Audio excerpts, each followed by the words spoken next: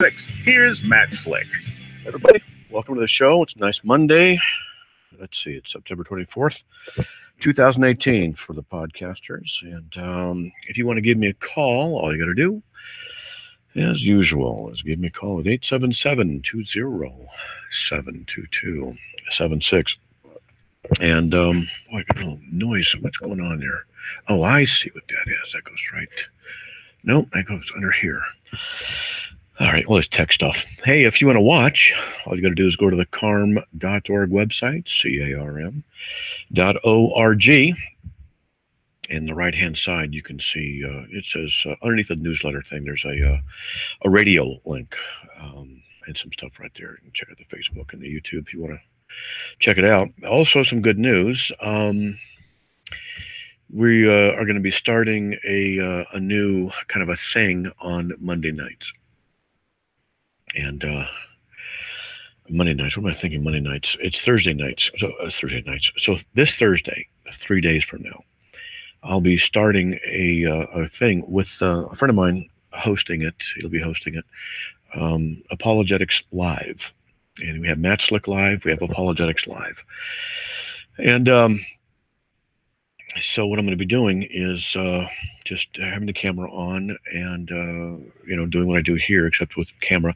People are going to be able to talk to me. We're going to have debates. We'll have people spend a lot more time going into issues. We plan for 1 hour. It'll probably go to 2. And we've done this before for 3 years on Sunday nights. We did it at 6. And if you go to carm.org and just type in apologetics-live, you'll see the rather sparse webpage we put up temporarily. Well, it'll be there permanently, but the temporary stuff on it, we'll be modifying it. And hopefully we can put a code in there so you can actually watch on that page. And we're going to have 2 different links. So one, you can participate. We have up to 10 people, I think, at a time are allowed to come in and participate. We've got some Catholics who want to debate me, some atheists who want to debate me, some obstreperous heretics who want to debate me, and they've been challenging me and things like this. And we got some whannies who are interested in stuff. So you can check it out. And I'm just giving you a bit of a heads up on that. It'll be happening this Thursday. I believe that's the 27th. So 27 is a good number. It is 3 cubed. I like that number. And it'll be on Thursday, 6 p.m. My time, which will be, I think it's going to be 8 p.m. Eastern time. So I'll put that information up there, and you guys can check it out. Now, if you want to give me a call, 877-207-2276. And that's right, broke out the long sleeves, fall. Even though we're right here in the border of fall here in Idaho. When I first got here 14 years ago, I was working at a big corporation. They had a big center area, and I was walking past the windows. And my wife and I had been here I think we got here in August. And then when the fall hit, and we're from Southern California, you got to understand, Southern California, where it's illegal to get below 60 degrees, that kind of thing. And I was in San Diego, and winter happened on Tuesday, and then you were done. And in fact, I lived in Escondido, and the next town over to us bordered us was San Marcos. And at one point, San Marcos was the city on the continental United States that had the least amount of temperature variation in 1 year. So you get the idea where I came from. So anyway, I'm walking through the Quad area at this large corporation here in the Boise area. And the leaves are falling. And I couldn't believe what I was seeing. And I'm staring at these leaves falling everywhere and on the ground, these different colors. And it just caught me off guard. And that's when it dawned on me. Oh, that's why they call it the fall. I called up my wife and I told her about this new revelation I'd had. Hey, guess what? I forget why they call it fall. I explained it to her. I could tell she's rolling her eyes over the phone, yeah, did you know that? I said, well, I never saw it before. And I was really surprised by that. That reminds me of a story I heard I really like. That a guy from the Philippines came over here to the United States during winter, and he'd grown up in the Philippines. And I've been to the Philippines. Basically, it's always hot. It's always green. That's what it is in the Philippines. And so he had gotten here and he was driving through one town to another, and he asked his host, he said, "Why is it that all the trees are dead?" And he said, "What?" He said, "What do you mean they're dead?" And he goes, "Well, look, there's no leaves on any of them." And he had never seen winter. And he didn't know that trees lose their leaves and foliage, and he thought they all died, and he was bewildered by that. I remember that story. It's a nice little story. So anyway, hey folks, look, give me a call, 877-207-2276. And I have still been working on the annihilationism section. I just got a few articles here and there. I have been sidetracked with some very important stuff, so I've not finished. I would have been finished by now. I got probably another 5 articles to write. I'll be releasing about 110 to 120 articles, and a whole bunch of other articles which I could write. I'm not going to. After a while, just done. And then I plan to start writing and researching on what's it called? NAR, New Apostolic Reformation, and the heresies of the positive confession movement, the heresies. Now, I'm going to say something here right now. I intend it to be provocative. And the reason I intend it to be provocative is because I intend the truth of certain things to shock people so that they can wake up. I think there's too much of a complacency in the Christian church. And I'll be tackling heretical teachings. And I mean heretical. Not things I just disagree with, and so I disagree with them, I call them heresy. No, no, no. People believe in the pre-tribulation rapture. I'm post-trib. I disagree with them. Okay, so what? No big deal. I'm never going to say someone's wrong for that. I wouldn't call them heretics for that. This is my friend who believes in that. Hey, you're a heretic. And then we insult each other. We smile and go have a cup of coffee. But I mean, if you disagree with stuff like that, who cares? It's no big deal. That's adiaphora. I'm talking about these serious heresies, becoming gods, God within our planet. Jesus lost his divine nature, went to hell and suffered in hell, was the first born again man, things like that. Those are heresies that are profound heresies and are basically damnable. There's redefining who God is, his magnificence, the nature of the atoning work, and things like that. And some of the names associated with those heresies are Joyce Meyer, Kenneth Copeland, Kenneth Hagin, Charles Capps. And so I'll be naming names and going through, and unfortunately what I have to do is actually sit in front of my TV. I'll get this. Now, I'm the science fiction writer, lover, and so what I'm going to be doing is going on Sundays and pre-recording, recording the Heresy Fest from so many of these guys, and I got to watch them. I had to figure out how to watch things at double speed because it's just the droning, incessant amateur theology of people. It's just amazing. And particularly the heretics, I know which ones to look at. Going to listen to hundreds and hundreds of their hours of stuff in order to research. So what I'm going to be doing is asking people for help.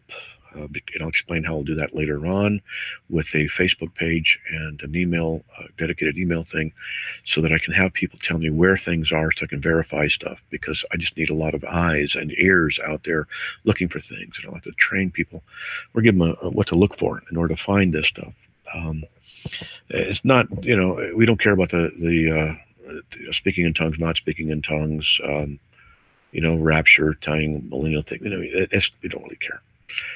It's the issues dealing with the nature of God, the nature of Christ, and nature of the atonement. These are the main issues. And I'll give variations of things that are to signify as well as are significant in those areas, so people know what to watch for. And also, some good stuff, because a lot of these guys, they teach a lot of good stuff. They do. But as the Bible says, a little leaven leavens the whole bread. So I'll be working on that, and that'll be a big topic. And I'll also be working on more books, and just release some, so you can go check those out. And let's see, I think that's about it. Give me a call, 877-207-2276. Let's get to Michael from Raleigh, North Carolina. Michael, welcome to the show. Are you there? Michael. Hello? Yes, Michael. Welcome. Yes. Matt. My name is Michael. Okay. And my question for you is, why do you think if God knew, once Lucifer was rebellious Mm-hmm. and he had to kick Lucifer out of heaven, and obviously Lucifer came to earth, which made him Satan. Mm-hmm. I was wondering, why do you think God created us here on earth when he knew that Lucifer Satan was going to be here, and of course his influence over humans would be powerful if he was able to take at least 1/3 of the angels with him and influence them to rebel against God? I was just wondering, why would you think God would create us in the same place with an all-powerful spirit? Well, Satan's not an all-powerful spirit, just so you know. He's very powerful, but not all-powerful. But he doesn't tell us. God does not tell us what the reason is, except generic reasons. And then I'll give you a theory I've got. But generically, Isaiah 43:7, we're created for God's glory. And God has reasons that are for his glory that we just don't know. I think part of it is revealed in Job. Now, Job, a lot of people don't know, is the oldest book in the Bible. It was the first one written of the Old Testament books. It was written before even that, when Moses wrote the stuff that he did. So in that book, there's an issue of Satan coming to the Lord and discussing Job. And if you read through the book of Job, you'll find out that God allows Satan to inflict Job is for the glory of God, and so that God is vindicated. And I think there's an issue of the vindication of the righteousness of God that doesn't need to be vindicated, but is vindicated. And let me combine that with this. This is my theory. Just my theory. So if you reject it, it doesn't bother me. But Jesus said some things that kind of clued me in. And so let me put together my Matt Slick heresy theory and see what you like it or not. Jesus says in John 15:13, the greatest act of love is to give your life for someone else. That's what he said, the greatest act of love. Now, in 1 John 4:8, God is love. Oh, okay. So if God is love and the greatest act of love is giving and laying your life down, how can God, the Trinity, do that if we don't exist? Well, he can't, because they're just a Trinity. Not just a Trinity in a mocking way, of course, but, you know, as far as solitude, if God exists only as himself, the true nature of love is certainly realized within the eternal Trinitarian communion. But Jesus gave this interesting clue, and I think it's a clue, that the greatest act of love is self-sacrifice. So I am of the opinion also, and I have my biblical reasons for this, out of 1 Timothy 5:17, 5:21, I believe it is, the elect angels. I'm of the opinion that because God alone is holy, 1 Peter 1:16, that the only one who can never sin is God himself. I believe that all sentient beings will sin. Now, we got a break coming up, so let me stop right there, and I'll continue with this. It'll take me about 1 or 2 minutes past the break to explain it, and then we can, see if you like it or not. Maybe it'll answer something. All right, so stay tuned, folks. We'll be right back after these messages.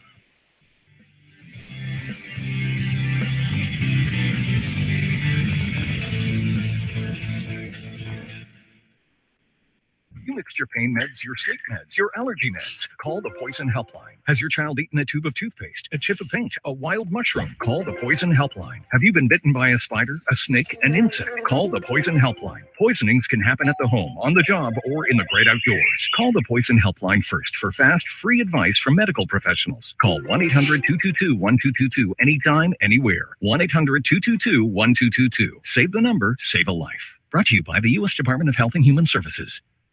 This is a public service announcement test from TakeMeFishing.org to determine if you need a fishing license and boat registration before heading out on the water. Let us begin. Are you a bear? Do you have a beak? Do you have plumage? Please tell me you answered no, which means you need to get a fishing license and have your boat registered, because it helps local conservation efforts protect the very natural resources you enjoy boating and fishing in for generations to come. Do your part at TakeMeFishing.org. Leo Tolstoy, the famous Russian novelist, is reported to have made an amazing statement. I have not yet met a single man, he said, who was morally as good as I. I don't know the context of Tolstoy's statement, but I hope there was something at work there besides pride, because pride is a dangerous thing. Jesus told a story about two men, one of whom sounded a lot like Tolstoy. He was a religious man who boasted about his moral superiority. The other was a poor man who confessed his sinfulness to God. I don't need to tell you which one gained God's approval. This is David Jeremiah encouraging you to get on the road to new life. Discover God's response to pride on Route 66. Route 66, driving the word home. Log on to Route66Life.com and get your roadmap for life. Route 66. Start your journey home today. For 36 years, I've been hosting devotionals for my employees and customers using Our Daily Bread. People often criticize me for mixing business with the Bible, but that's a small price to pay for the many lives that have been transformed with the help of these devotionals. Thank you, Our Daily Bread. To have Our Daily Bread sent to your home for no cost or obligation, call 800-535-5712 or go to getodbtoday.org.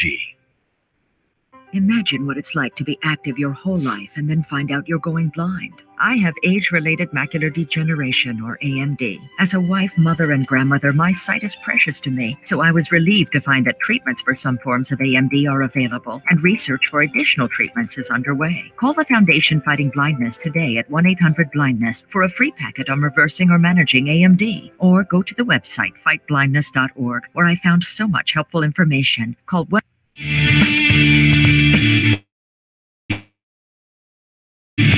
50 calls at 877-207-2276. Here's Matt Slick. All right, welcome back to the show, everybody. Michael, are you still there? Yes, sir. Yes, All sir. right. So as I was saying, Jesus said in John 15:13, the greatest act of love is to lay one's life down for his friend. All right. Now, it's also getting into the issue of the holiness of God, and creation is not holy. Creation is said to be good, but never holy. I think holiness is a characteristic of God alone. And Adam and Eve in the garden, I think, had to fall. Not that it was purposeful, but I think it was the only option ultimately available to them. And what I mean by that is they're just not perfect. They're not holy like God is. And sooner or later, they're going to blow it, because only God can never blow it. And so I just think that's what it is.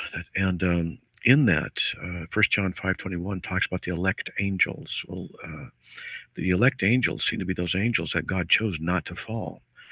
And that clues me in. It's just my opinion here. It clues me into the idea that every angel would have fallen and rebelled against God sooner or later. But for some reason and somehow, some way, God did something and elected them, and they didn't fall. So I don't know how that works. That's all I know. Can't go beyond it. So it tells me that it suggests to me personally that any sentient being, sentient means we're self-aware, have wills, can love, can hate, can think, rational, and things like that. Any sentient beings, because we're all creation, are going to fall. And I suspect that there might be, possibly, dare I theorize about the very nature and character of God, that in the nature of God's essence of being love and self-sacrifice, that he created the universe and allowed the only real option to occur, which was people are going to fall, the angelic realm is going to fall, because they're not perfect like him, and that he used it as a means by which he could enter into the world and then manifest the greatest act of love, which is self-sacrifice. And his self-sacrifice was, I believe, far, far, far, far beyond our ability to even begin to comprehend in the slightest way. I think that when Jesus Christ bore our sin in his body, what happened in the Trinitarian communion was beyond us, and I think was an incredible self-sacrifice, and of course in the physical death aspect. And that we have no capacity to understand this sacrifice and this issue. But nevertheless, I believe I suspect that very act, ultimately, the glory of God in the person of Christ is the reason he created everything and allowed the natural course of things to flow the way they are, and yet within them redeemed people whatever, and how he works that, I don't know.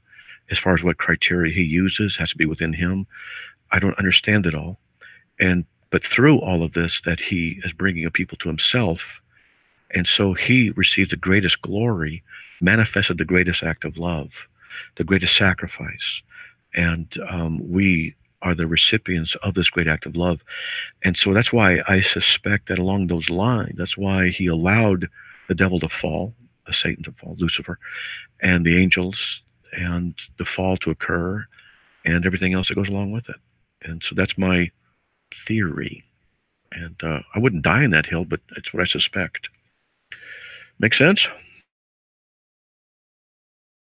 No, it makes sense. I mean, I know it's some things that God does that we or have done that we're not ever going to really know, because it's really not meant for us to know.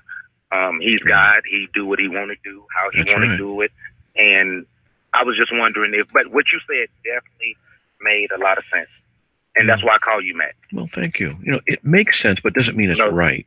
But this is just what I've been wondering. Right. So, and I understand that, but no one really knows. Right. Like it's no fact on, So, what you said did make sense. Okay. Well, there you go. And maybe I'll get to heaven and God might just look at me and lovingly shake his head and say, close but no cigar. Who knows? But your heart was in the right place. Yeah. I'm just trying to figure out from what I've seen in Scripture. Well, thank you, Matt. Okay. All right, brother. Well, God bless. God bless you. All right. Bye-bye. There's Michael from Raleigh, North Carolina. Let's get to James from Illinois. Hey, James. Welcome to the show. Hi, man. How are you? I'm doing well, in spite of my sin, my failures, my stubbornness, my pride, my anger, my lust, my failures in many ways. I'm fine because the love of God has consistently upheld me and keeps me. So in that sense, I'm fine. I was wondering what you could tell me about the Unity Church. Unity School of Christianity, non-Christian cult started by Charles and Myrtle Fillmore. He died in the 1930s. It's a mind science cult, has about 1 million members, and they're declining. A mind science group, like Christian Science, says that everything is an interpretation of the divine mind, where Christian Science says material world does not exist. The Unity School of Christianity says that the material realm does exist. Where generically speaking, the mind sciences look at actuality as an interpretation of the mind. And so the Christ is a mental construct attitude to be understood and participated in. Because as you grow in the wisdom and knowledge of the mind sciences group, and there are different factors in them, we're talking about Unity School of Christianity, a non-Christian cult. Then as you learn these things, the principles of healing are there. It's kind of like Buddhism. In that sense, you say a certain phrase, Namo Ho Renge Kyo, and it's supposed to get you tuned with the divine consciousness and good things happen. And so, and think in the mind sciences, think of God as a non-personal being who is somehow personal-ish, but not really. And there are principles that emanate out of his existence. And he, in some mind science groups, he and the universe are part of each other. And some that are a little bit separate. Then there's called pantheism and then panentheism. These are differentiations, but mostly they're pantheistic, that God and the universe are one and the same thing. And therefore, that you get in tune to the divine principles of the universe by understanding principles disclosed to us in the mind science writings. Having said all of that, for example, some of the things that Charles Fillmore, the unfortunate, the cult leader who was undoubtedly in hell, unless he repented at the last minute and trusted in the true living God. But nevertheless, he says in his book, Christian Healing, Unity School of Christianity, this is in my research on my website, he says on page 17, God is the name of my good. God is the name of the everywhere principle in whom I live, move, and have my being. On page 29, he says, I am the Son of God, and the Spirit of the Most High dwells in me. On that same page, Pantheism, isn't it? he says he's the Son of God, and the Spirit of the Most High dwells in him. He says he is the only begotten Son, dwelling in the bosom of the Father. I am the Christ of God. I and the Father are one. I am one with the Almightiness. Page 60 says, God is good and God is good and God is all. Therefore, I refuse to believe in the reality of evil in any of its forms. So the mind scientists deny that evil is an actual thing. So it's a non-Christian cult, denies the Trinity, the deity of Christ, the physical atonement, and the necessity of atoning sacrifice.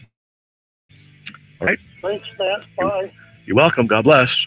All right. That was James from Illinois. We have 3 open lines, folks. Want to give me a call? 877-207-2276. Be right back after these messages. St. Jude continues to advance by increasing cure rates in childhood cancer. And donors are important to us because you get the feeling that you have a team behind you. When it comes to research and advancements, there's some things that only we can do because we have the resources and we have the focus. And so if St. Jude doesn't do it, who will? St. Jude Children's Research Hospital. Finding cures, saving children. Learn more at stjude.org. In Africa, 5-year-old Chiru has no choice. She and millions like her must walk miles every day for dirty water.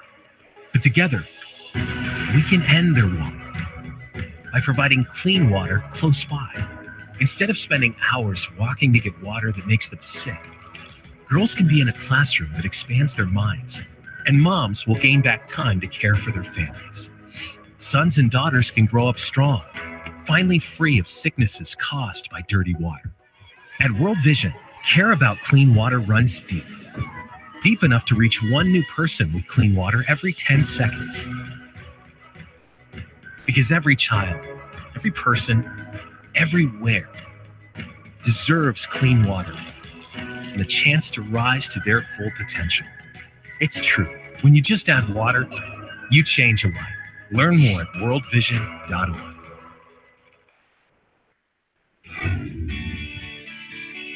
This is Barry McGuire. I'm a car guide. I'm here to help you understand God's purpose for your life through the eyes of a layman. Among Christians, there's much to do about faith sharing. We talk about it, we pray about it, and stress about it, but actually doing it, not so much. About your faith, oh, you're right on the edge, and then maybe next time. Sound familiar? Here's my point. There's always a battle going on. It's called spiritual warfare. It's when the Holy Spirit prompts you to reach out to someone. You think of all the excuses why you shouldn't, all the excuses why you can't. Darkness always wants to rule over light. It's why Jesus said, let your light so shine before men that they see your good works and glorify God. Let your light shine because you can.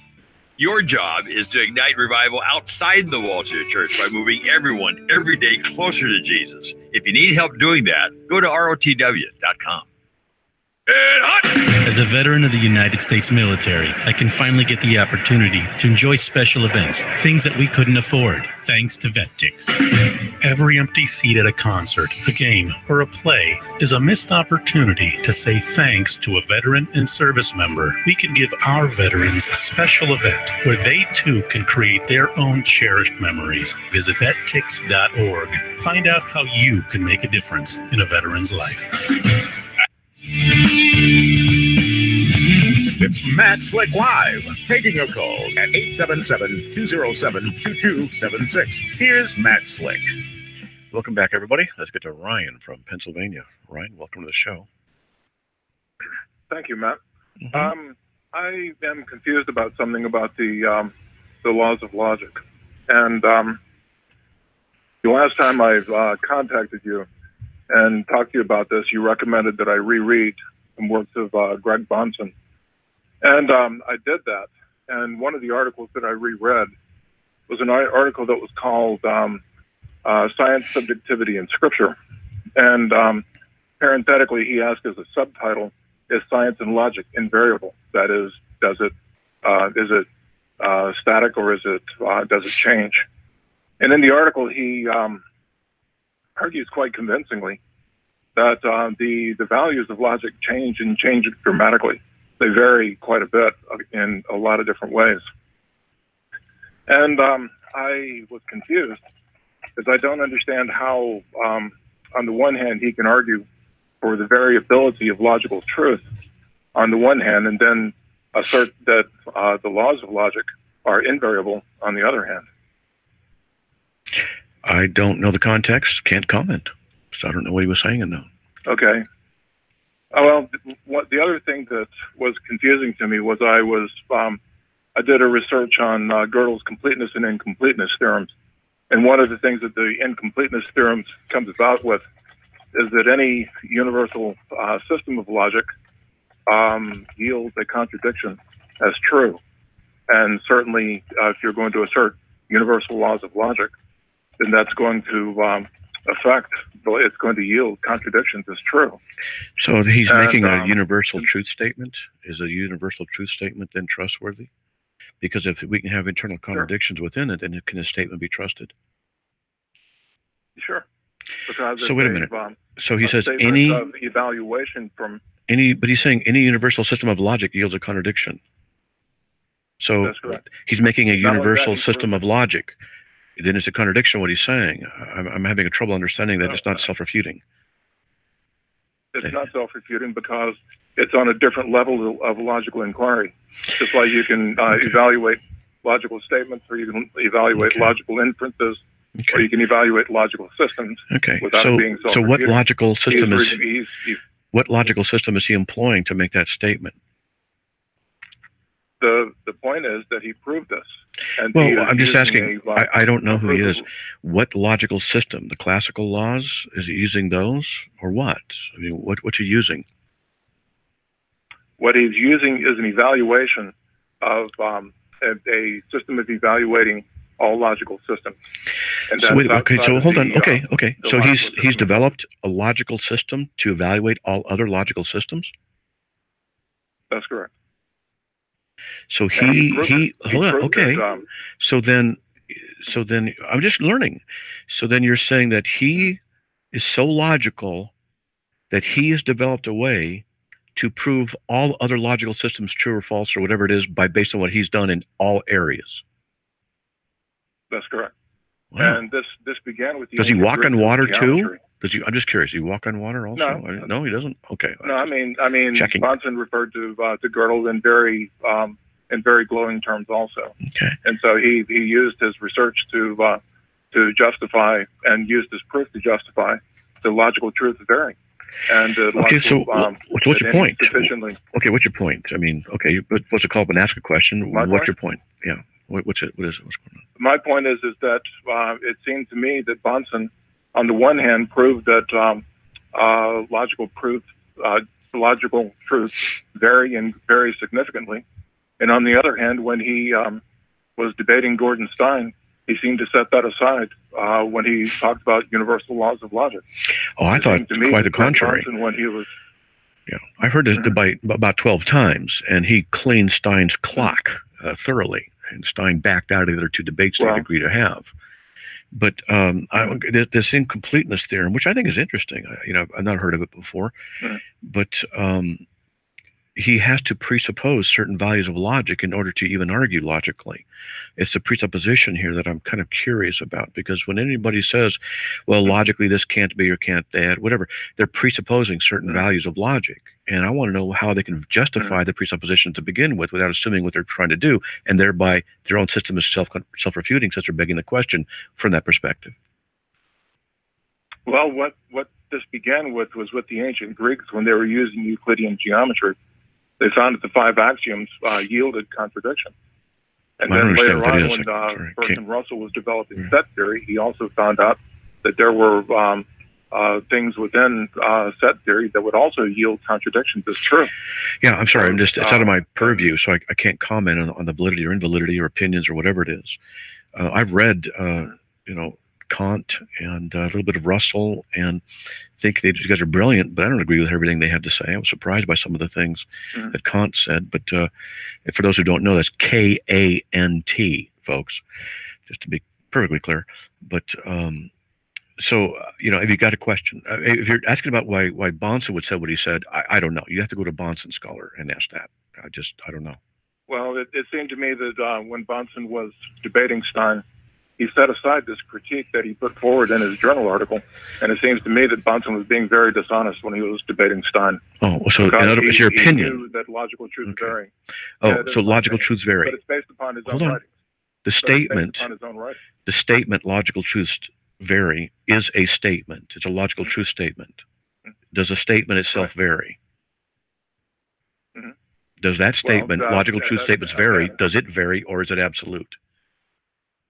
Well, again, you're talking about different levels of logical. I'm just asking a simple question. If the statement itself is Find out self-refuting, I can't trust it. So I know that what a lot of times what atheists will do with me when they try and talk about these kind of things is, I call it taxi cab apologetics. They ride along the taxi cab, then when it gets inconvenient for them, they jump out for a while, they adopt some other philosophy, didn't jump back in, they go back and forth, and I got to chase them all over the place. I'm not going to do that. The statement's either true or I it's not the understand case that. that the statement's true. If he's going to say that Okay. that all these statements or whatever it is, I forgot the original statement I just said now, was it's true, but it was self-refuting if it is. And if it's not, then he refutes himself. No, it's not self-refuting because it's on a different level of logical. A different level. And when you have different levels, yeah. So is it true that a statement's either false. is it true that a statement's either true or false? No, you can have statements that are neither true nor false. You can have statements that Can you give me an and example? negations that are both false. Can you give me an example of a statement that's not true or false? Just Sure. curious. Close the door. What time is it? There's two of them. Oh, I have see no what you're logical doing. content, so they I see can't what be you're true or doing. false. You're talking about an imperative, not an indicative. Yeah, than You're that. talking about an interrogative that has. You no know better content. than that. They have no Interrogatives are content. under the subcategory, the major category of statements. Come on. You know what I'm saying. exactly The right. car So is that's- blue. It's either true or it's not the case. 2 + 2 is 4. Statements, not statements that are commands and imperatives. Come on. This is what I get with But the what you're doing atheists. now They do is- this kind of a thing all the time. They play a game, and I don't want Well, to my chase point them is- around the mulberry bush here. The logic bush, I should say. Okay, but there's also statements that for instance, A or possibly A, which is in between true and false, or A and possibly not A. In which is also between? between Wait a true and minute. In between true or false. In between has to do with location. But true and false are not locations. So how do you mix these categories without committing a category A mistake? is possibly true, or A is not possibly true. So you A don't is know if possibly it's true or false, A false. is It could be not possibly possible. It could be possible to be either one, which means But it's- either one of those is true, not both. This is easy stuff. No, it's not. This is modal logic, and all of those things have different Modal logic. have different truth values. So let me ask you a question. Um, Is it true that modal logic is true? It's a question. Is it true? again, you're mixing up the levels of inquiry. Yeah, I know what I'm doing. but, I'm doing it on purpose because I've had a lot of conversations with atheists who play the game of jumping in different directions when it suits them. They make statements and then they want to have no contradiction. But when I call them on it, then they say, well, that's a different kind of a logic. And then I'm going to go a different level. And then they use the word in between when it comes to logical propositions or statements. I just find this disingenuous. Well, here's the thing. There's at least three different forms of modal logic, and there's many different truth variations within true and false. It's possibly true and Is possibly it false. true that you're talking to me right now? Sure. Okay. So it's an absolute truth, right? Well, yeah. Okay. For now, yeah. For now, it's an absolute truth that I am talking to you? Sure. Okay. So we're talking about in the context that hesitates right now. Tomorrow is not valid because the question only pertains to right now. So it's an absolute truth, isn't it? Would you agree with me? Sure. Let me ask you something. Let me ask you this. It's always wrong to torture babies to death merely for one's personal pleasure. True or false? Sure. Sure. True or false? It's always wrong to torture babies to death merely for one's personal pleasure. True or is it false? Sure. It is always wrong. Sure. Okay. So now you're saying there's a universal moral absolute based on a truth statement. You can't have that in your atheistic worldview. Well, I'm not an atheist. I'm a Christian. That's why I was reading. No, you're not. Well, wait, we had this conversation before. I can't say you're not remember exactly, but we're going to move along. I appreciate it. Call me back, okay? We got a bunch of callers waiting. Okay. It took me a long time to be able to say Chandler has cancer, because that is such a scary word. St. Jude takes care of absolutely everything. And knowing that we don't have to pay for all of the medical expenses, that's huge. St. Jude allowed me to focus on being a mom to Bryce. And sometimes I'm just in awe of the impact St. Jude has, not only on this community, but the world. St. Jude is uniquely positioned to advance the cures of pediatric cancer, I think better than any other institution in the world. The contributions make a big difference. Donors are important to us because you get the feeling that you have a team behind you. We have the resources and we have the focus. And so if St. Jude doesn't do it, who will? St. Jude Children's Research Hospital. Finding cures, saving children. Learn more at stjude.org. As a veteran of the United States military, I can finally get the opportunity to enjoy special events, things that we couldn't afford, thanks to VetTix. Every empty seat at a concert, a game, or a play is a missed opportunity to say thanks to a veteran and service member. We could give our veterans a special event where they too can create their own cherished memories. Visit vettix.org. Find out how you can make a difference in a veteran's life. President Trump making America great to the Christian worldview. Great nations typically have a strong military, prosperous economy, and domestic security and equity. President Trump has strengthened America in many of these categories, but Christians should pray for him to set a better moral and interpersonal example. Psalm 2 says, "Take warning, O judges of the earth. Worship the Lord with reverence. Do homage to the Son, that he not become angry and you perish in the way. For his wrath may soon be kindled. How blessed are all who take refuge in him." Hear more about whether President Trump is making America great at thechristianworldview.org. This weekend, we'll take your phone calls and emails on the same topic.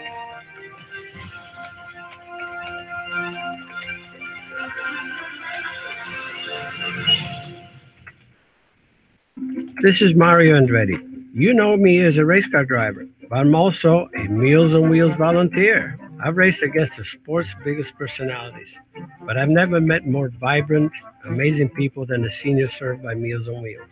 You can make a difference by dropping off a hot meal and saying a quick hello. So, America, let's do lunch. Volunteer your lunch break at americaletsdolunch.org. This message brought to you by Meals on Wheels.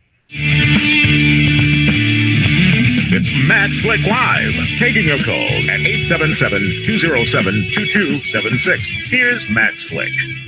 Welcome back, everybody. Last segment of the show. Hope the previous stuff was interesting. I don't often allow that, not because I don't want to be confounded, but for one reason.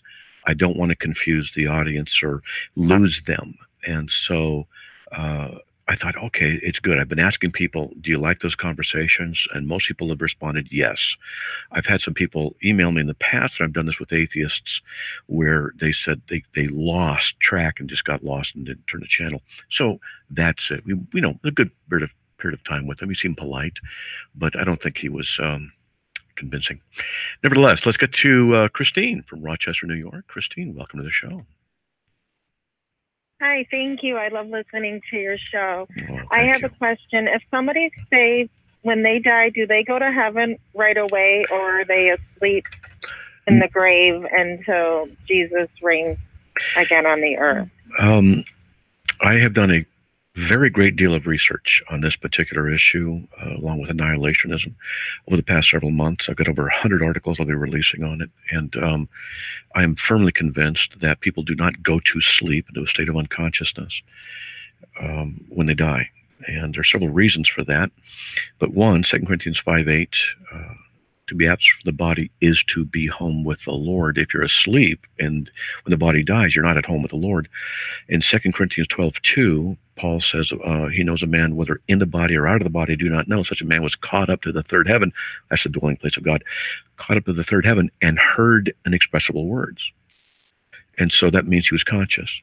We have the account in Luke 16:19-31, where Lazarus and the rich man died, and both were conscious after death. Now, the final straw that will break the camel's back here is that Jesus Christ is both God and man. And I won't go into too much depth. I'll just say it hopefully minimalistically and clearly at the same time. There's a doctrine called the hypostatic union, which is that he's one person with two natures. The one person shares the attributes of both natures. So the person said, I'm thirsty and I'm hungry. The person of Christ also said, I'll be with you always, even to the end of the world. So the person claimed the attributes of both humanity and divinity.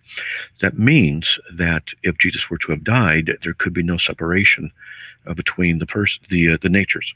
And some of the soul sleep people hold that the spirit of a man, according to his Ecclesiastes 12:7, I think it is, departs and goes back to be with the Lord. And some even say that it ceases to exist and dies, which is profound heresy, because it would mean then that in the case of Jesus, the hypostatic union was violated, and which would deny the true incarnation, which would be a damnable heresy. So, because it affects the nature of the atonement and the resurrection, which is attached to the atonement. And so then they have the issue of continuity, which we won't get into right now, some other issues. So this is a very serious error that's being promulgated by a lot of people today. And so long story short, when you die, if you're Christian, you go be with the Lord and you're fully aware of it. And then at the resurrection, we'll be united with our physical bodies in the glorified state.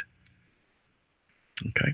Thank you very much. Yes, that's very reassuring, because I've had this debate with family members, and I also believe that to be the absence of the body is to be present with the Lord.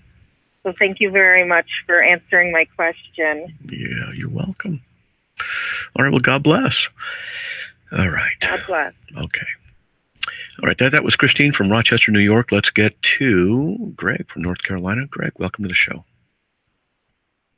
Hey, thank you. I had a question about laughter, laughing, like ha ha ha ha, laughter. I only see in the Bible it talk about laughing as being tormenting to people, like tormenting them, like when they laughed at I think it was Elisha that they laughed at. Some children laughed at it. And but I was just wondering what your take was on that. Do you know of any other places where they talks about laughing, like joking around or anything like that? No, I don't. And that's a good question. I've been asked it before, a couple of years ago, I think. But I don't know of any place where they were laughing. When God laughs, it seems to be an issue of mockery. And others will laugh in a mocking sense. So either they weren't very happy back then, or it just wasn't something that that they just recorded. But there's a lot of people dying and going to hell, and there's just not very much stuff that's very funny. You know, that's kind of what I get from it. I don't know, but yeah, it's a pretty serious matter. And laughter for God. I'm the guy that asked you about the east wind that time. Did you check anything else? No, I've been in the middle of a gigantic brouhaha and some other things, a great deal of my time and energy. Oh, that's no problem. I was just curious. I didn't know if you had any chance to look at that. I like it. I'm kind of curious about it. Well, thank you very much for your time. I love your show. Thank you. Bye. Thank you, man. God bless, buddy. All right. That was Greg from North Carolina. Let's get over to, we have 4 open lines, folks. Mary Ann from Illinois. Hey, Mary Ann. Welcome to the show. Hi, Matt. Mariana from Illinois. And I was at a party and we were discussing some things, and this question came up, and they were discussing spiritual things. And this man who was having the party said, Jesus said from the cross, forgive them, for they know not what they are doing. And his question was, he said they studied this when he was in Harvard and all this, and he didn't have an answer. He said, did Jesus die for the sins of those who did not know what they were doing? That's an interesting question. It's an interesting question because when Jesus commands something, it occurs. He's God. So if he's asking the Father to forgive them, then we have, and it doesn't say what happened, then we have to, we could conclude that they were forgiven. Or was it a statement not of intention of their actual forgiveness, but an idiomatic phrase that someone might say, please forgive them, though it doesn't mean they are forgiven. So it depends on the intention. And it's possible that if we look at logical options, it's possible that maybe each one of them that Jesus was referring to eventually came to the faith in the sense that they were forgiven because he requested that. Or it's possible he's speaking just in hyperbole or in poetry, and that they weren't literally forgiven. And I don't have the answer to know which one is the case. Okay. Here was my thought when I looked it up, because I wasn't sure exactly where it was, but it was Luke 23:34. And then I looked further into all my Bibles to see, because I had heard something that was a textual variant that he in the old, the very, very old streams from the Bible coming down, that the very oldest did not have that thing. Do you know anything about that? That textual variant? That maybe he did not say that was added. Interesting. I don't. Let me see. It says some early manuscripts don't contain what Jesus was saying. That's interesting. I was not aware of that. Some early manuscripts. You know. Okay. My older Bibles do not have any footnotes, but my newer, I have a Reformation Bible from Ligonier. The newest one have it in there, and it also refers to Luke 22. Oh goodness, there was another, and where there was a footnote that said that may not be that it was that was in here. That's such a popular. Everybody does that. Forgive them, for they know not what to do. And I thought maybe it had something to do with what Stephen said, because he says something like that when he saw Jesus and they were stoning him. He said, "Forgive them." Not those words, but something close. So I just wondered if you knew anything more about it, because I didn't know how to answer them. And I said, I'm going to get back to you with the answer. So I don't know. You've given me some ideas.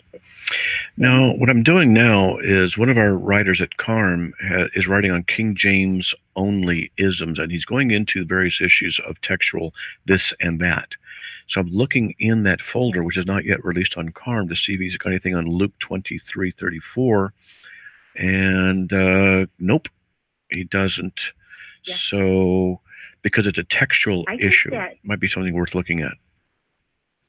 Yeah, I think that James White wrote something about it, because I remember hearing about this, and I do listen to his site, and but I didn't remember, and I have to go back and search that out, and if he have anything about that.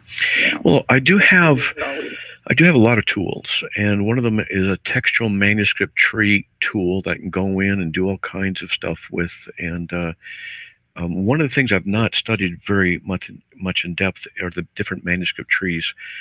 There are good arguments on both sides, and for people who don't know what we're talking about, you can have like a letter, for example. This is just a very simplistic way of explaining it. The letter of John was copied, let's say copy A and copy B, and copy A was sent 500 miles towards Spain, and the other one was sent 100 miles the opposite direction. Well, then copies were out of those, A and B. You'd have the A tree and the B tree kind of a thing. And so this is what we're talking about, because there are variants. And so some people wonder what the correct ones are in certain areas. It's not very often that we have a textual variant, but this is one of the cases. So when it says some of the early manuscripts don't contain it, which early manuscripts? I don't have my Greek New Testament next to me, which I could go in and look at that verse, and it would tell me what manuscripts have it, which ones don't, and then you got to decide which ones are the better manuscripts. And then there's always people going to say, no, that's not the best one because of this, and so I don't know. It's just I only have 800 things to do right now. I'm way behind. Oh, I appreciate what you're doing. I listen on my daughter, and I listen to you all the time, and I was a little nervous to call in, but I got call and ask them these questions, and so you have helped me, because I have a direction now I could look, and some of these answers are good that I could give them too. So I really appreciate it. Thank you. I appreciate your work, Matt. Well, thank you. Thank you very much. Appreciate that. Okay. All right. Well, we got no other callers waiting, so there we go. That's Mary Ann. Unless you got another question, you're still on. No, that's fine. I'm finished. Thank you so much. All right. Bye-bye. Okay. God bless. Bye. So, folks, hey, I'm going to make a request. That would be that you would pray for this ministry.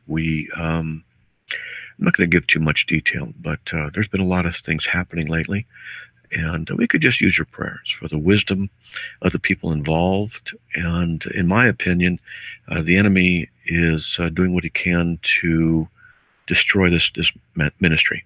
And we have good people on board in a lot of areas, and none of us are perfect, of course. So I would just ask that you'd pray for us if that's something that you'd be so kind as to do. We'd really love that. We could certainly use it, and we definitely do need it. And, I'll give more details later about various things, what's going on. Not a big deal, but that's that. So we have about 30 seconds or a minute left in the show. Would you please consider supporting us financially? The summer months are often difficult, and we have been hit with a few things. And if you want to support us financially and support this show and the expansion of this show, all you got to do is go to the website, carm.org. On the right-hand side, you will find the donate word. You click on that, and you can just donate, and it's easy to turn off too. And we ask for even small monthly amounts, because that helps us know what to budget for. You also have a wish list underneath that link for things out of Amazon that helps us in the office. Hey, there you go. Praise God. I will talk to you all later, and by His grace, I'll be back on there tomorrow. We'll talk to you then. See ya. Bye.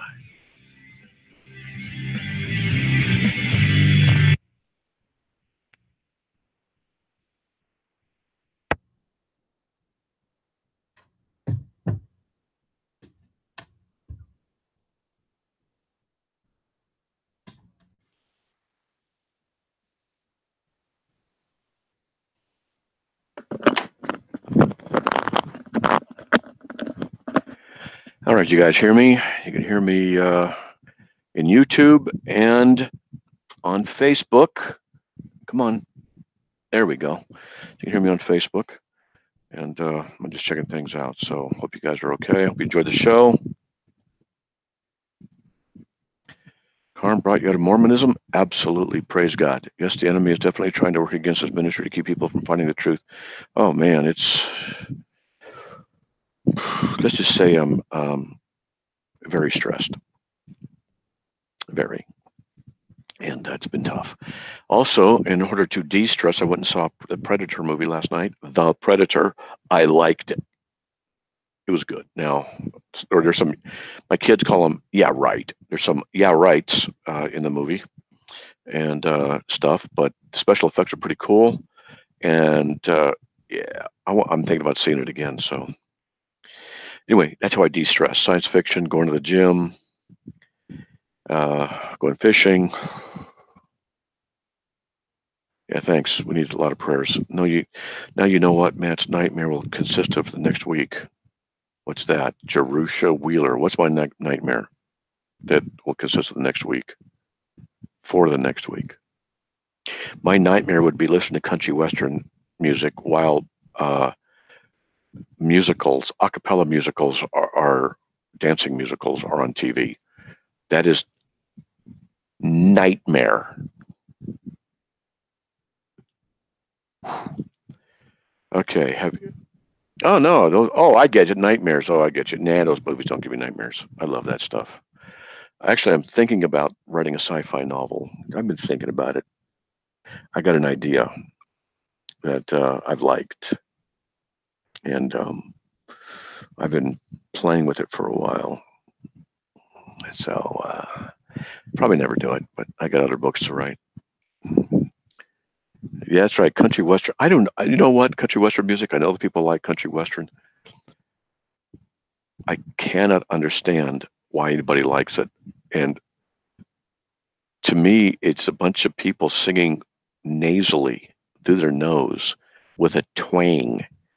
And I find all of it physiologically unpleasant.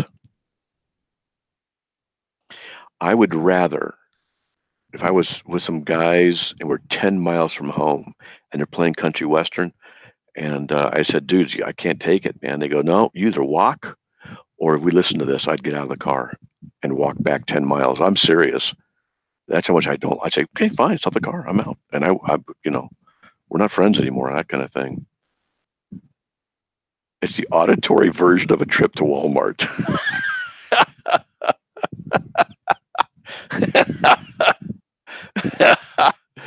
Yeah. Yeah, I like to go to Walmart late at night because the crowd's basically gone. It's interesting. I'll go 9 or 10 o'clock at night sometimes because to do the shopping. My wife stays home. Incidentally, she broke another rib a couple days ago. Guess how she did it? One of our old foreign exchange students is back here after 5 years, staying with us for 3 weeks. She's just wonderful. And so I got the hide-a-bed kind of a inflato thing. It's really a good one. And my wife had never laid on it. Once I got it inflated, and she said, "Hey, lay down, check it out." And so she had her elbow on the bed and just laid on her elbow, and it cracked a rib from that. How about that?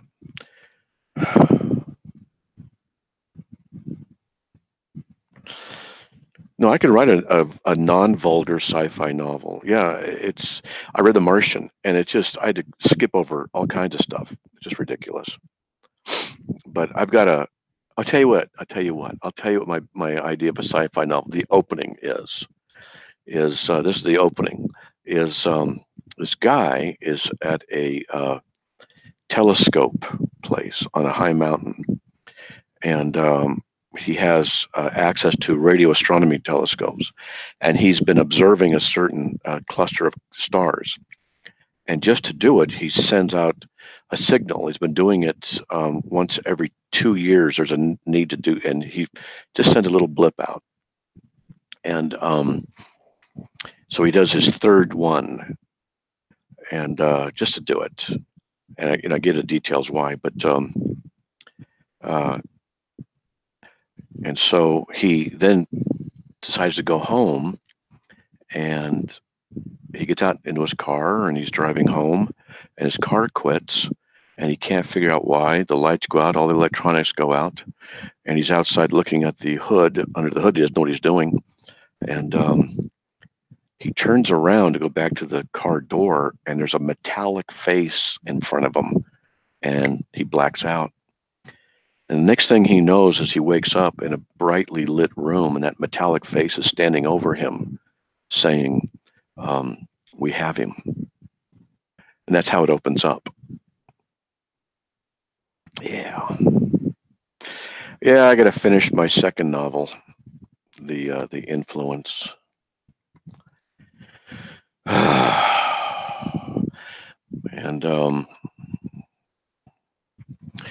it's called The Deception. Tell you what, if you guys like, I don't mind. I would do it because I feel like it. If you want me to, I'll read chapter 4 in the second novel. It's half a page. If you guys want me to. If not, no big deal. But let's see what you think of it. If you like what that is, that's chapter 4. But I've written four or five chapters. You want to read? I'll read chapter 4. All right. I got to edit stuff still, but here we go. All right. This is be for fun. Let's see what you guys think. Okay, open up. Here we go. And chapter 4 is 459 words. Not that many. You ready? Just for fun. I feel like doing this. I want to see how it sounds. It might motivate me to pick it up again and start writing. But this is chapter 4 of the second novel in the series. Darkness permeated the room and wrestled for dominance with the faint, flickering light of a small candle. In the center, a large wooden desk governed the area. There was a single door. Opposite it, a thick curtain covered a window, and a faint glow peered around one edge. On the wall to the right of the desk was a large painting. Within its frame, an unknown male figure stood and stared out stiffly. Opposite it, on the other side of the room, a leather couch rested between two end tables. On one was a glass pyramid, on the other a glass sphere. Over the couch, another painting loomed, but it was of a small forest clearing at night, dimly lit by the moon. Behind the desk, there was a leather chair with its high back and studded armrests. Finally, on the desk, there was a book. On its cover, a gold-embossed eye stared upward towards the ceiling. A hand moved from near the chair and rested over the eye of the book. Then it hovered over the candle. With a slow movement downward, it approached the flame. The skin warmed and then burned slightly before lowering and extinguishing the glow. Darkness rushed in like a beast. In his other hand, he held a small knife. He took the point and slowly pressed it into the wound until a small trickle of blood erupted. The man flexed his bleeding hand several times. Then with his other, he opened the book to a blank page where he pressed his bloodied palm onto it. Then he closed the book, turned it over, bent down, and kissed it. He raised his head and after a few seconds slowly stood up, pushing the chair back with his legs. He walked to the window and from the left side moved its curtain a bit in order to peer out into the daylight, squinting at its sudden, bright harshness. He was naked. He was not alone. Behind him, near the painting of the stiff man, a winged creature stood motionless, watching. Its thin, asymmetrical frame blended with the shadows. It appeared burned and distorted. Its skin was stretched tightly across the bony skeleton and was torn in places, revealing a wet, mossy-like substance that oozed. Two black eyes stared at the man from a head that looked like part bull and part bat. Its skull split at the top, morphed into two curved horns that arched backward and then down on either side of its jaws. Its chest rhythmically moved with each shallow breath. The man turned his attention away from the window and toward the painting. He did not see the creature staring at it, but he was looking right at it. Staring at him, but he's looking right at it. What do you think? That's chapter 4.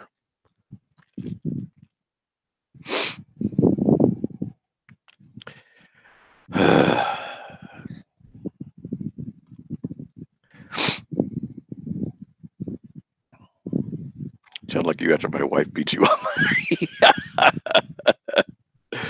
Flows nicely, easy to visualize, well written, tense, good. Good.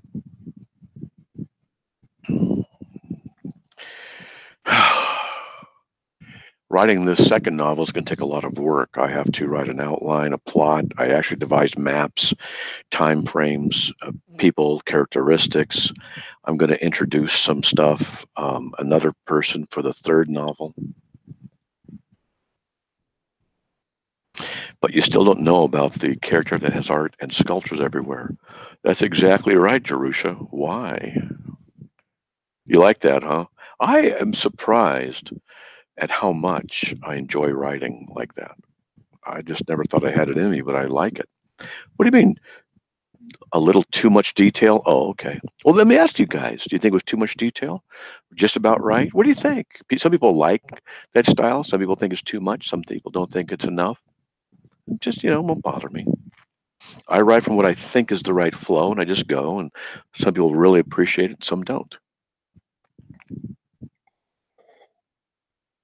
The influence is on Audible. You want more, huh? Yeah, I have chapters 1, 2, 3, and 4. I don't know if I have have 5. I haven't even looked at it for a while. Yeah, it kind of motivates me to get. Yeah, I do have 5, and I have 6. Oh, how about that?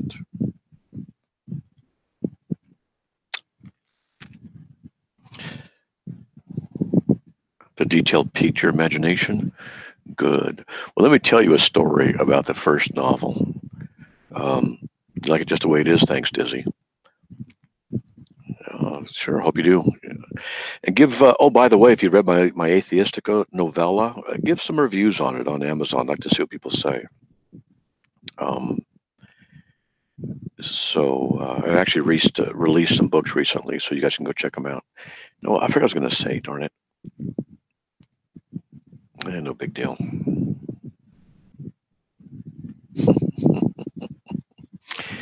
Yeah.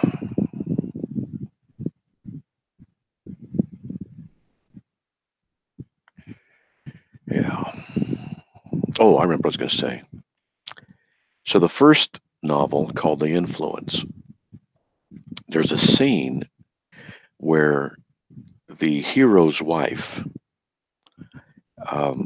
is walking through her father's house, and he's in the hospital, and terror demons are sent to terrorize her. And so my friend is reading this scene in the house alone in the dark. And the lights over her shoulder looking onto the book, and she's sitting next to a bookshelf. She's in her room, living room, and she's reading this scary scene.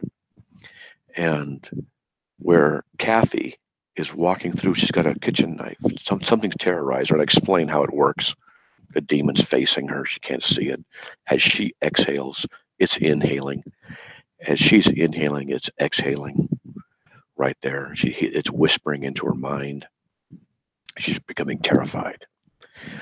And she gets this knife, and she's checking the house. And this creature that she can't see is standing in the hallway, and she walks right through it. And she gets the cold shiver, the heebie-jeebies. And it's following her and whispering things into her mind. And my friend said she's right in the middle of this, and a book on the bookshelf next to her just happened to fall over. He said it scared the crap out of her. And I got the biggest kick out of that. She said it just terrified her. She jumped through, So I got a kick out of that when she said that, because she was just perfect. It was perfect timing, At any rate. Oh, no one's saying anything. What's SJW? I've seen nuns, but I don't see the nun. What is that? Yeah, Helen. Yeah, I need to completely see the scene because of the creatures that are there. And I used the first novel to teach theology. Social justice warriors. Yeah, I got to do a thing on that as well. The gospel's being hijacked, from what I understand. Yeah. So, at any rate, the ritual is nice to read because it's small, short chapter.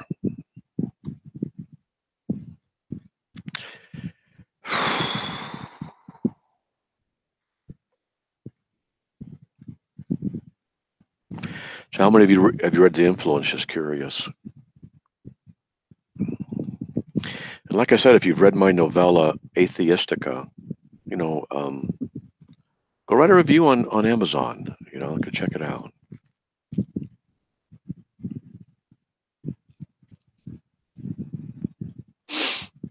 Okay, because The Influence is written like this and stuff. But just so you know, I'm not the greatest writer, that's for sure. But the lady who edited my first novel, I talked to her over the phone, and she had worked with Paul McCartney in editing, and also Charles Lindbergh, and it was awesome. It was the KA, Atheistic, which CA was taken on a website. We're going to do more with it, but that's why it's KA at the end of Atheistic. So I asked her, I said, okay, so please tell me honestly what you think of my novel, writing style and all that kind of stuff and approach and the whole bit. She said, you wanted my honest opinion? I said, yeah, it's not going to offend me. I'm not a novel writer. I'm a theologian writing, I said, it's not going to bother me. I won't be injured. And she said, for a first novel, she said, not bad. I went, okay, I can take that. So there you go. You read The Influence, the end had, yeah. Yeah. I cried when I wrote it, Dizzy. When I was writing it, sitting right here, writing it, tears were coming down. I did. And I don't have an ending like that for the next one. I don't think I can top that one. But,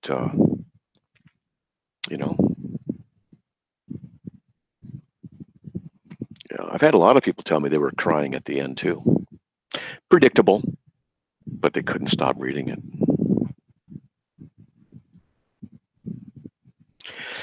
The part about Jacob is,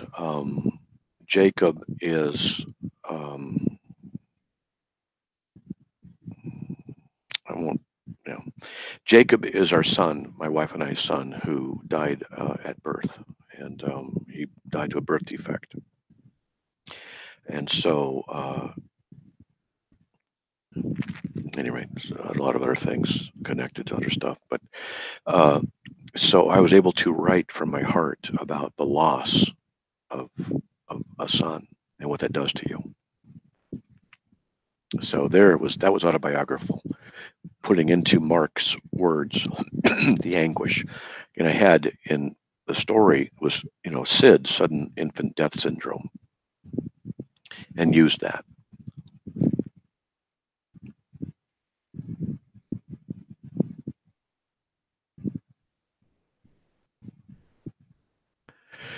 Anyway, how about that?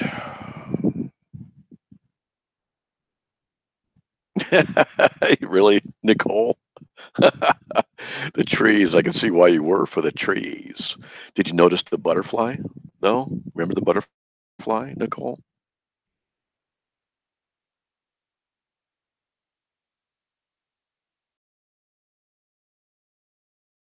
Because in this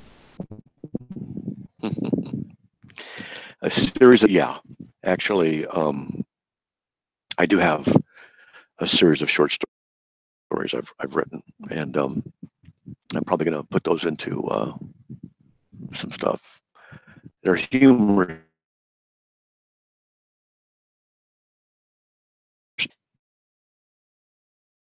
books for about a year.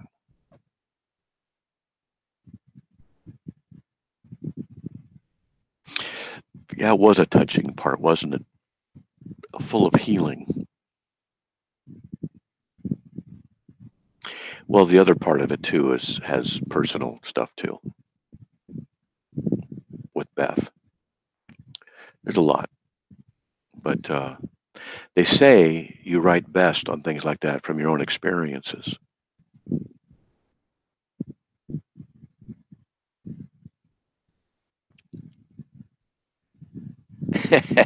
No spoilers.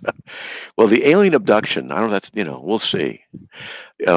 Get this, I was interviewing Frank Peretti a few years ago on my radio show, and he was only supposed to be on for 10 minutes, but he and I just hit it off. We were on for the whole hour, and we just got talking, and he had a good sense of humor.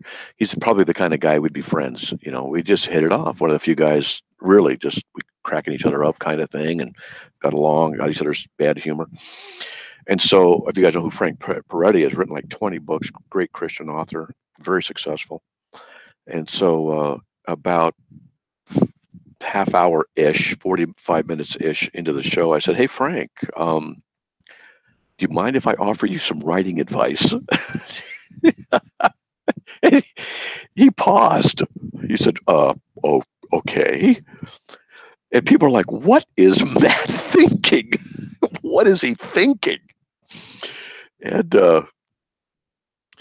so I said, "Well, aliens and explosions makes everything better." That's what I told him. And he got right on it. And he goes, "And car chases." So we both chuckled. So now I can say I gave Frank Peretti some writing advice. How about that? Aliens and explosions makes everything better, in a book. That's all you need. Aliens and explosions. It's better. So, and he goes, "And car chases." That is so true. And car chases. Now, have you guys read my book, How to Woo and Win Women by Being an Obnoxious Jerk? Come on, you got to check it out. How to Woo and Win Women by Being an Obnoxious Jerk. No research necessary, folks. It was all natural.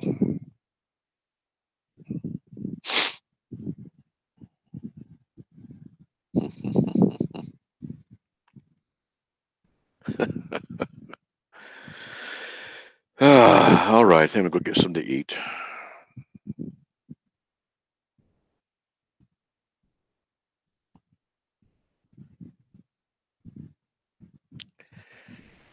All right. God bless you guys, okay?